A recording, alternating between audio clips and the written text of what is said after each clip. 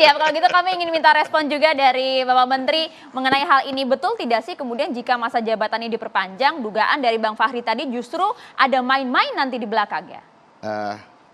Terima kasih.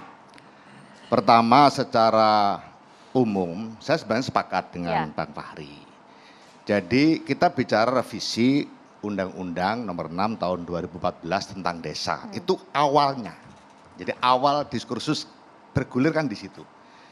Banyak masalah yang memang harus dibenahi. Pola hubungan antara kepala desa dengan perangkat desa. Ini yang kecil-kecil aja. Kita belum ngomong tentang dana desa yang dinaikkan, tentang pertanggungjawaban dan seterusnya. Pola hubungan antara perangkat desa dengan kepala desa. Keberadaan perangkat desa yang statusnya tidak jelas. Ini juga menjadi bagian penting dari revisi Undang-Undang Nomor 6 Tahun 2014 tentang desa. Padahal di sisi lain, desa ini sudah menunjukkan prestasi yang luar biasa. Sejak digulirkannya dana desa sampai dengan hari ini, itu sudah ada 648 triliun dana bergulir. Dimulai dengan kecurigaan-kecurigaan yang sangat luar biasa kepada desa pada saat itu. Seakan-akan desa itu nggak mampu lah, dikasih duit banyak dan seterusnya dan seterusnya. Nah, dari situlah kemudian terjadi konsolidasi yang bagus dan terbukti. Hari ini dana desa betul-betul memberikan dukungan support yang bagus bagi pembangunan dan pemberdayaan masyarakat desa. Mulai dari keberadaan indeks desa membangun, dari 174 desa mandiri, di awal dana desa digulirkan hari ini, sudah 6.238 desa mandiri. Itu karena kepiawaian dan kemampuan kepala desa beserta perangkatnya tentu saja dengan segala kondisi yang dihadapi. Itu berhasil menaikkan indeks desa membangun. Kemudian desa maju dari 3.608 sampai 20.200 menjadi 20.249 desa maju. Artinya ini sudah di luar ekspektasi.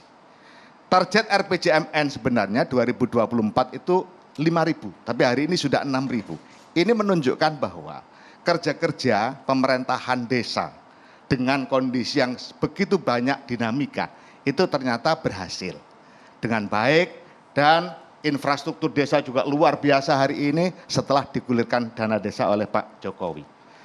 Nah, dari situlah kemudian banyak dinamika yang ditemukan. Misalnya tadi pola hubungan antara kepala desa dengan perangkat desa, ini perlu ditata. Kemudian kebijakan terkait dengan pemanfaatan dana desa. Ada dua pemahaman. Yang satu ingin dana desa diberikan kewenangan penuh kepada desa untuk improvisasi. Tapi harus diingat bahwa dana desa itu adalah dana APBN yang dikucurkan. Sehingga harus menopang strategi pembangunan nasional. Itulah makanya ada poin-poin yang memang menjadi mandatori. Misalnya pada saat COVID, dana desa untuk BLT. Pada saat sekarang, 20% dana desa untuk ketahanan pangan. Karena semua tahu permasalahan hari ini yang paling krusial adalah ketahanan pangan.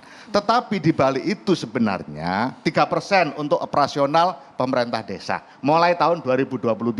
Ini juga kebijakan Pak Presiden yang sangat ditunggu-tunggu oleh kepala desa. Pak Menteri, sebelum masuk ke poin teknis itu, kami sempat mencatat apa yang dikatakan oleh Ketua Abdesi Surtawijaya yang menyatakan 6 tahun sebenarnya kurang. Karena dalam 1-2 tahun awal itu kami lebih sering konflik dengan perangkat desa. Sesama perangkat desa, sesama kompetitor untuk maju ke sebuah desa menjadi seorang pemimpin di desa tersebut. Apakah dari kementerian merespons, menyetujui? Nah, jadi ini gini, ceritanya begini. Jadi dari diskusi-diskusi lebar ya, melebar itu mulai dari permasalahan pola hubungan kepala desa dengan perangkat, kemudian kesejahteraan kepala desa yang minta dana operasional dan alhamdulillah sudah diloloskan oleh Pak Presiden 2023 ini, kemudian pertanggungjawaban penggunaan dana desa yang diharapkan lebih simpel, termasuk 3% ini misalnya. Kami dari Kementerian Desa sudah mohon bantuan dan pendampingan dari BPKP agar 3% pemanfaatan dana operasional pemerintah desa ini jangan dibuat ad cost pertanggungjawabannya, tapi buatlah lamsam. Kenapa? Karena ini operasional pemerintah desa, seperti yang disampaikan oleh Bang Fahri tadi. Jadi semua berjalan secara bertahap, secara bertahap. Nah, kemudian bergulirlah, sudah biasa kan, kemudian bergulir dengan prestasi yang diraih, dengan kondisi yang memang tadi betul. Pilkades ya, ketegangan dampak pilkades dibanding dengan ketegangan dampak pilgub, apalagi pilpres itu jauh. Oke. Kenapa? Karena hari ini selesai pilkades, kepala desa tetap di wilayah itu. Tiap hari masih ketemu dengan semua warga masyarakat desa. Beda dengan bupati. Bupati setelah pilkada mungkin bisa hilang 1 bulan atau 1 minggu. Nunggu pelantikan dan seterusnya bagi yang menang. Bagi yang kalah mungkin yang ngumpet. Ya. Nah, tapi di desa tidak bisa seperti itu. Nah, kemudian, di sini poinnya. Dari situlah kemudian terjadi curhat-curhatan lah. Keluhan antara tim sukses. Jadi dimulai dari situ. Tim sukses kepala desa yang menang merasa ada kendala untuk mengkonsolidasi dalam waktu singkat agar proses pembangunan bisa berjalan baik. Oke, baik. Pembenahan mulai dari perangkat desa. Semua kepala desa punya tim, ya, punya tim sukses dan mereka nuntut untuk jadi ini, jadi itu dan lain-lain. Itu sudah biasa. Nah, itu juga jadi masalah tersendiri. Nah, akhirnya dari pihak pemenang. Dari pihak yang kalah juga begitu. Rasanya kok ada sesuatu yang nggak enak atau pola hubungan di antara kita. Padahal asas rekognisi, asas pembangunan desa itu kan banyak. Rekognisi, kekeluargaan, kebersamaan, gotong royong. Ini semua adalah nilai-nilai luhur desa yang harus betul-betul dipertahankan. Jangan sampai kemudian hanya gara-gara kontestasi yang kemungkinan bisa dikonsolidasikan lebih baik, itu kemudian menurunkan berbagai nilai-nilai luhur itu. Nah, disinilah kemudian muncul diskusi-diskusi. Solusinya gimana supaya proses pembangunan bisa berjalan dengan lancar, bagus, kondusif, tetapi efek-efek pilkades juga bisa terselesaikan dengan baik. Iya. Apakah perpanjangan ini kemudian menjadi solusi, Pak? Bukan satu-satunya solusi. Ya. Tadi misalnya penyelesaian pola hubungan antara kepala desa dengan perangkat desa. Ini penting. Karena kadang-kadang, misalnya hari ini, ada perangkat desa yang tidak netral. Setelah jadi, kepala desa nggak mau betul dengan perangkat desa itu. Karena dia dulu tidak mendukung. Padahal sebenarnya seharusnya netral. Kemudian keberadaan kesejahteraan perangkat desa itu juga satu hal yang perlu dibenahi secara luas. Nah, salah satu kemudian yang berkembang ya diskusinya, cerita masa lalunya itu. Nah, kemudian apa solusinya untuk ini?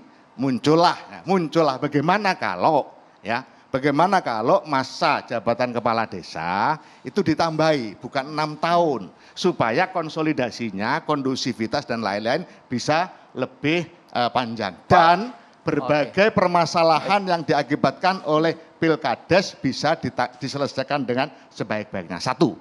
Yang kedua bisa ditahan dulu. Pak Menteri, kita harus jeda dulu hanya di Catatan Demokrasi. Pemirsa, kita nanti akan menggali lebih dalam. Apakah betul alasannya realistis, gesekannya terlalu alot 1 sampai 2 tahun? Tetaplah bersama kami.